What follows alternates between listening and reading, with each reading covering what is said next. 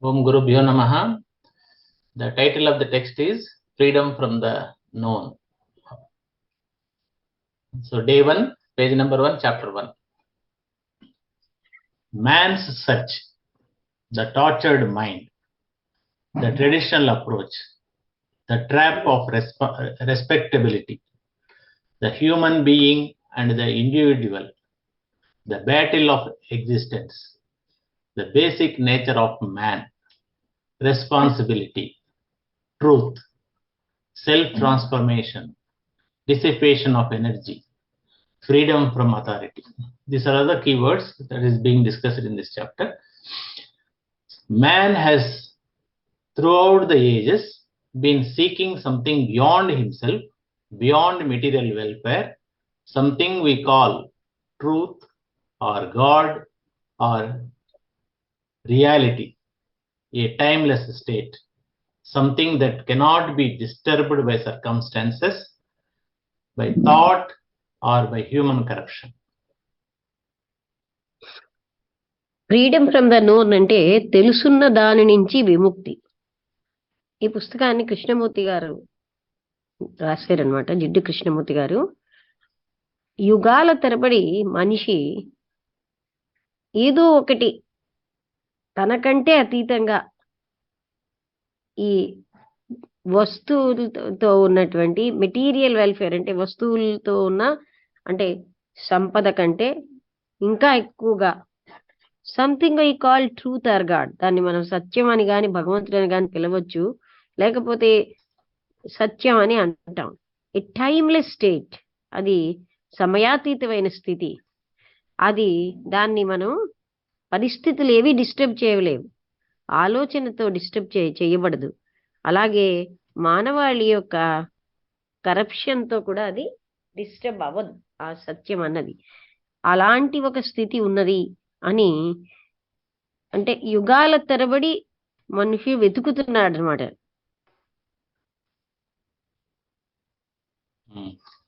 Man has always asked the question, what is it all about? Has life any meaning at all? He sees the enormous confusion of life, the brutalities, the revolts, the wars, the endless divisions of religion, ideology, and nationality, and with a sense of deep abiding frustration, he asks, what is one to do? What is this thing we call living? Is there anything beyond it? మనిషి ఈ ప్రశ్న ఎప్పుడు అడుగుతూనే ఉన్నాడు. ఇదంతా దేనికోసం? జీవితం అన్నది అర్థం ఏమైనా ఉందా జీవితానికి? ఆయన తను అంటే ఎంతో ఎక్కువ కన్ఫ్యూజన్ లో ఉంటున్నాడు అనమాట జీవిత విషయంలో. ఆ మూర్ఖత్వాలు, తిరుగుబాట్లు, యుద్ధాలు, అంతము లేనిటువంటి మతపరమైన విభాగాలతో, ఆదర్శాలు, అలాగే దేశీయత్వం, అలాగే ఒక లోతైనటువంటి నిరంతరంగా ఉన్న విసుగుతో ఆయన అడుగుతున్నాడు. ఒక వ్యక్తి అంటే ఏం చెయ్యాలి మనమేమో జీవితం అంటున్నామే అంటే అర్థం ఏంటి? దానికి అతీతంగా ఏమైనా ఉందా? దానికి కావాలి ఏమైనా ఉందా అని ప్రశ్నిస్తున్నాడు. And not finding this nameless thing of 1,000 names which he has always sought, he has cultivated faith in a savior or an idol, and faith invariably breeds violence. ఆయన ఈ పేరు లేనటువంటి విషయం అంటే ఇందాక చెప్పారు కదా అనంతమైనది, దానికి వేల కొలది పేర్లు ఉన్నాయి.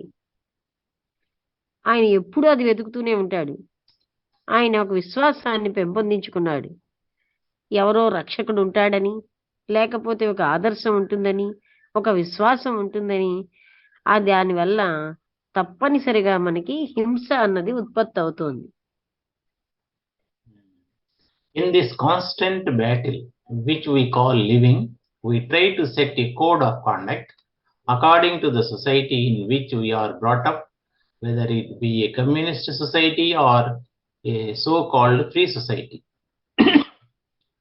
We accept a standard of behavior as part of our tradition as Hindus or Muslims or Christians or whatever we happen to be.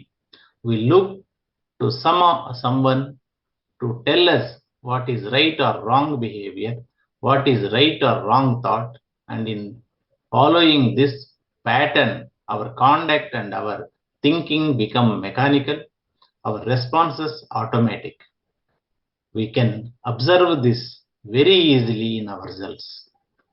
ఇక్కడ ఈ పరిస్థితుల్లో అంటే ఇలాంటి నిరంతరాయమైన యుద్ధం అన్నది అదే మన జీవితం. మనం ఏం చేస్తున్నామంటే ఒక ప్రవర్తన విధానాన్ని తయారు చేసుకుంటున్నాం సంఘానికి అనుకూలంగా. అందులో మనం పెరుగుతున్నాం. అదొక కమ్యూనిస్ట్ సంఘం అవ్వచ్చు, లేకపోతే స్వేచ్ఛాయుతమైన సంఘం అవ్వచ్చు. మనం ఒక ప్రవర్తనకి ఒక స్టాండర్డ్ అన్నదాన్ని ఆమోదిస్తున్నాం. మన జీవితం యొక్క మన సాంప్రదాయం ప్రకారం హిందూస్ ఏమో ముస్లిమ్స్ అని, క్రిస్టియన్స్ అని, అంటే హిందూ సాంప్రదాయం, క్రిస్టియన్ సాంప్రదాయం, ముస్లిం సాంప్రదాయం ప్రకారం వాళ్ళు ఒక జీవించే విధానం అన్నది ఆమోదిస్తున్నాం. Whatever we happen to be, మనకి ఏది జరిగినా సరే ఈ విధంగా మనం ఉంటున్నాం. మనం ఏం చేస్తున్నాం, మనకి ఎవరో ఇది మంచిది ఇది కాదు అని చెప్పాలని, ఇది మంచి ప్రవర్తన అండి, ఇది చెడ్డ ప్రవర్తన అండి అని ఎవరో చెప్పాలని చూస్తూ ఉంటాం. ఇది మంచి ఆలోచనని, చెడ్డ ఆలోచనని, ఈ విధంగా ఒక పద్ధతి అన్నదాన్ని పాటించడమే మన బిహేవియర్. మన యొక్క ఆలోచన అప్పుడు మెకానికల్గా అయిపోతుంది, యాంత్రికంగా. మన యొక్క రెస్పాన్స్ కూడా ఆటోమేటిక్గా ఉంటుంది. అప్పుడు మనం ఎంతో సులువుగా మనలో మనమే అబ్జర్వ్ చేసుకోగలం. For centuries, we have been spoon-fed by our teachers, by our authorities, by our books, our saints. We say, tell me all about it. What lies beyond the hills and the mountains and the earth? And we are satisfied with their descriptions, which means that we live on words and our life is shallow and empty. We are second-hand people. We have lived on what we have been told, either guided by our inclinations or our tendencies, or compelled to accept by circumstances and environment. We are the result of all kinds of influences, and there is nothing new in us, nothing that we have discovered for ourselves, nothing original, pristine, clear. శతాబ్దాల తరబడి మనమేమోని అంటే spoon feeding లాగా ఉంటున్నాం. మన గురువుల వల్ల, మనకున్న authorities, మన పుస్తకాలు, మా సెయింట్స్, మహాత్ములు అందరూ కూడా స్పూన్ ఫీడింగ్ అన్నది చేస్తున్నారు. మనం ఏమంటామంటే, దీని అందరి కోసం నాకు చెప్పండి, దీనికి ఆవల ఏది ఉందో, ఈ కొండలకి, అలాంటి పర్వతాలకి, భూమికి ఆవల ఏముంది? మనం తృప్తి పడిపోతాం వాళ్ళు ఇచ్చినటువంటి వివరణలతో. దాని అర్థం ఏమిటంటే, మనం పదాల మీద ఆధారపడుతున్నాం. మన జీవితం అంతా లోతు లేకుండా శూన్యంగా ఉంటుంది. మనం ఎప్పుడైనా సెకండ్ హ్యాండ్ పీపుల్ని, అంటే మనలోంచి మనకి రావట్లేదు, ఇతరులు చెప్పింది వింటున్నాం. మనం ఏం చెప్పబడ్డామో దాన్ని అనుసరించే జీవిస్తున్నాం. మనమేమో మనకున్నటువంటి ఇచ్చల్ని బట్టే మనం గైడ్ అవుతున్నాం. మన యొక్క వాసనలు మన్నేమో పరిస్థితుల్ని, పరిసరాలని ఆమోదించమని కంపెల్ చేస్తున్నాయి. మనం ఇప్పుడు అన్ని రకాలైనటువంటి ప్రభావాల యొక్క ఫలితంగా ఉన్నాం. మనకేది కొత్తగా లేదు.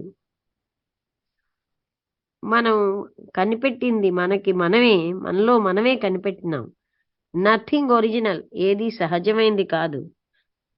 ప్రిస్టైన్ అంటే ప్రాచీనమైన పుట్టుకతో వచ్చిన సహజమైన స్థితి. ఏంటండి? పుట్టుకతో వచ్చిన లేకపోతే సహజమైన స్థితి, లేకపోతే ప్రాచీనమైనటువంటి. అంటే నథింగ్, మనకేది సహజంగా పుట్టుకతో వచ్చిన క్లియర్ గా ఉన్నది లేదు. అంటే ఇక్కడ we are the result of all kinds of, అన్ని ప్రభావాల ఫలితంగా మనం ఉంటున్నాం. మనకేది కొత్తది లేదు, మనం కనిపెట్టిందంటూ లేదు. మనకి మనంగా ఏది సహజత్వం ఉండదు, ఏది సహజంగా మనకి వచ్చినవి లేవు, క్లియర్ గా లేదు మనకి. Throughout theological history, we have been assured by religious leaders that if we perform certain rituals, repeat certain prayers or mantras, conform to certain patterns, suppress our desires, control our thoughts, sublimate our passions, limit our appetites, and refrain from sexual indulgence, we shall, after sufficient torture of the mind and body, find something beyond this little life. And that is what millions of so-called religious people have done through the ages, either in isolation, going off into the desert or into the mountains or a cave, or wandering from village to village with a begging bowl, or in a group, joining a monastery, forcing their minds to conform to an established pattern. But the tortured mind, a broken mind, a mind which wants to escape from all turmoil, which has denied the outer world and been made dull through discipline and conformity, such a mind, however long it seeks, will find only according to its own distortion.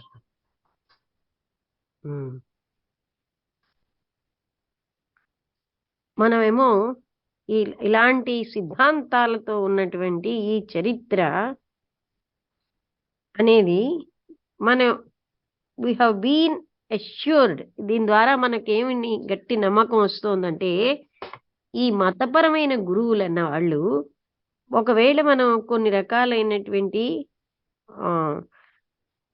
కర్మకాండలు చేస్తే, కొన్ని రకాలైనటువంటి ప్రార్థనలు తిరిగి మంత్రాలు తిరిగి చేస్తే, కొన్ని రకాలైన పద్ధతులు అనుసరిస్తే, మనకున్నటువంటి కోరికలు అణిచేసుకుంటే, మన ఆలోచనలని కంట్రోల్ చేస్తే, మనకున్న ఉద్రేకాలని భావావేశాలని అణిచేసుకుంటే, మనకున్నటువంటి ఆకలి ఏదైనా సరే దాన్ని పరిమితం చేసుకుంటే, అలాగే సెక్షువల్ అంటే ఈ లైంగికమైన విషయాల్లో నుంచి మనం కంట్రోల్ చేసుకుంటే, అంటే అది తప్పించుకుంటే, మనము కొంత సఫిషియంట్ అంటే చాలా బాధ, మానసికమైన శారీరకమైన బాధల తర్వాత కొంత ఏదో ఇప్పుడున్నటువంటి జీవితానికి అతీతంగా పొందగలము అని చెప్తున్నదన్నమాట మన యొక్క హిస్టరీ అంతాను. అయితే మిలియన్స్ ఆఫ్ సోకాల్డ్ అంటే మతాలన్నీ కూడా, మతానికి సంబంధించిన ప్రజలందరూ కూడా అదే చెప్తున్నారు, వాళ్ళు అదే చేస్తున్నారు. యుగాల తరబడి వాళ్ళు వేరేగా అయిపోయి ఎక్కడో ఉండడము, లేకపోతే ఒక ఎడారిలోకి గాని, లేకపోతే పర్వతాల్లోకి గాని, లేకపోతే గుహల్లోకి గాని వాళ్ళు, లేదు అంటే ఒక గ్రామం నుంచి ఇంకో గ్రామానికి సంచారం చేస్తూ గాని, ఒక భిక్షా పాత్ర పట్టుకుని, లేకపోతే ఒక గ్రూపులో గాని, ఒక రకమైన మఠంలో గాని జాయిన్ అయిపోతారు. వాళ్ళ మనస్సుల్ని గట్టిగా ఫోర్స్ చేస్తారు ఏంటంటే, ఒక రకమైన సంస్థాపించినటువంటి పద్ధతికి అనుకరణగా ఉండమని.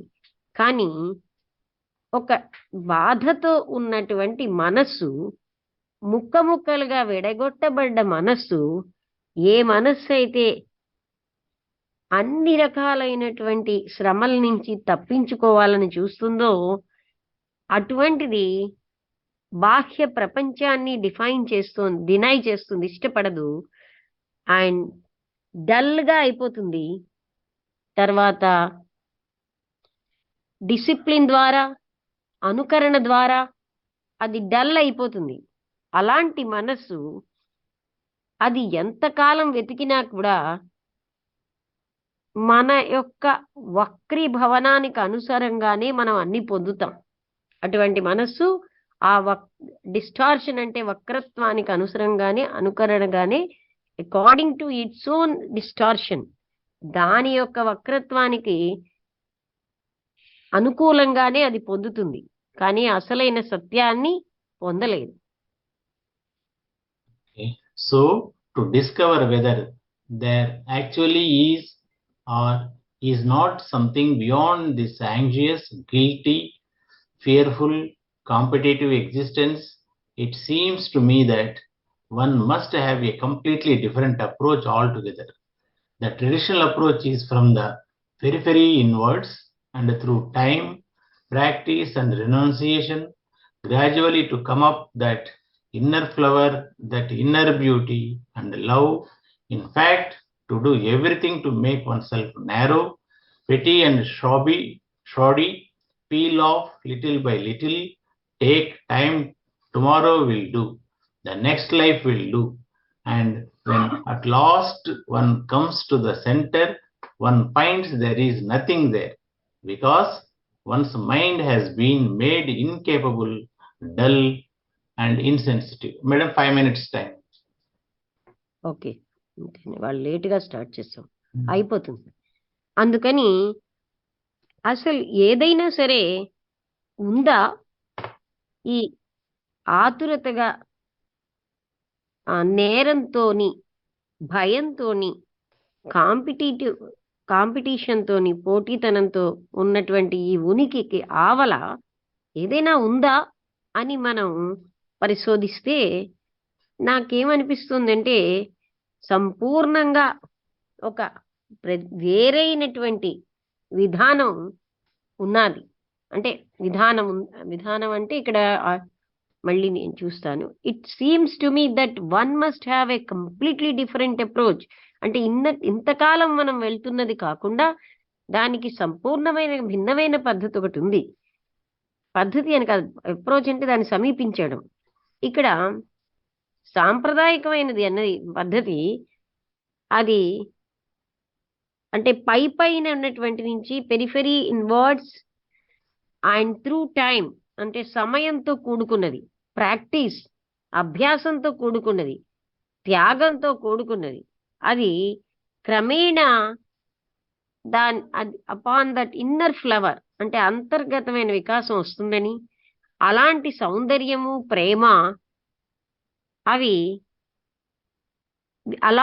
అలా వచ్చే సౌందర్యము, ప్రేమ కూడా నిజానికి ప్రతిదాని ఒక వ్యక్తి సంకుచితం, చిన్నవాడుగా, అంటే షాడీ అంటే ఒకసారి చూస్తారా? షాడీ చూడండి, మీరు ఎల్లో చూడగలరు, లేకపోతే సార్ మీరే చూడాలి. తులసిరామ్ షాడీ నాసిరకం, నాసిరకం అది అలాంటి విధమైనటువంటి, అంటే అలా చిన్నదిగా, సంకుచితంగా, సౌందర్యం అంటే ఇన్ఫాక్ట్ నిజానికి మనం సంకుచితంగా, చిన్నగా, షాడీ అంటే ఏమంటారు మళ్ళీ? నాసిరకం అంటే సరి అయిన, అంటే కరెక్ట్ కాని రకం. Peel off little by little, నెమ్మదిగా ఒక్కొక్క పొర తీసేస్తూ ఉంటే దానికి సమయం పడుతుంది. రేపు చేద్దాం, నెక్స్ట్ జన్మలో చేద్దాం, అండ్ ఎట్ లాస్ట్ చివరికి మనం ఒక రకమైనటువంటి సెంటర్ అన్నదాన్ని మనం కనుక్కుంటాం. దెర్ ఈస్ నథింగ్ దేర్, అక్కడ ఏమీ లేదని తెలుస్తుంది. అంటే at last one comes to the centre, one finds there is nothing there, అలాంటిది ఏమీ లేదు అని ఆయనకి తెలుస్తుంది. ఎందుకు అంటే ఆ వ్యక్తి మనస్సు అన్నది అసమర్థం అయిపోయి డల్ అయిపోతుంది, సెన్సిటివిటీ కోల్పోతోంది. ఓకే అండి.